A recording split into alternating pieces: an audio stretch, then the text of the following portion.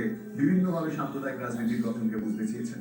সুভাষচন্দ্র দেখিয়েছিলেন প্রাচীনকাল থেকে তীর্থযাত্রা প্রভৃতি কারণে ভারতে এক অঞ্চলের মানুষ অপর অঞ্চলে দীর্ঘ পথ অতিক্রম করেছে এবং এর ফলে পরস্পরকে জানতে পেরেছে এবং এইভাবে নিজেদের মধ্যে ঐক্য বোধ গড়ে উঠেছে।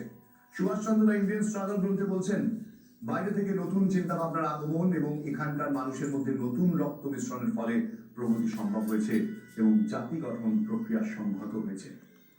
ধর্মবিশ্বাস এবং সাধনা মানুষের স্বাধীন আচরণের বিচরণ। ধর্মের পার্থক্য ভৌগোলিক, ঐতিহাসিক, সাংস্কৃতিক সত্তার উপরে জাতি স্বাতন্ত্র্যের যুক্তি হতে পারে না। সুভাষচন্দ্র বলছেন, ভারতবর্ষ ভৌগোলিক, ঐতিহাসিক, সাংস্কৃতিক, রাজনৈতিক এবং আর্থিকভাবে অবিভাজ্য একটি দেশ।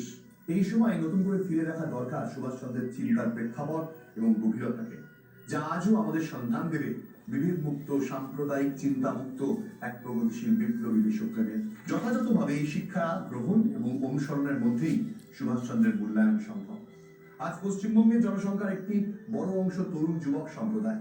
বিগত কয়েক দশকে রাজ্যে শুধুমাত্র কোনো বৃহৎ শিল্প হয়নি, ফলত আজ শিক্ষিত বেকারদের সংখ্যা ক্রমবর্ধমান। অবিকল্পভাবে বৃহৎ শিল্প প্রতিষ্ঠায় এই বহুল বেকারত্বের একমাত্র সমাধান হতে পারে।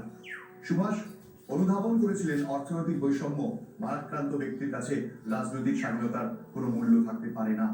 সে কারণে তিনি হরিপুর কংগ্রেসের সভাপতি নির্বাচিত হয়ে শিল্পায়ন বিষয়ক একটি কমিটি করেছিলেন।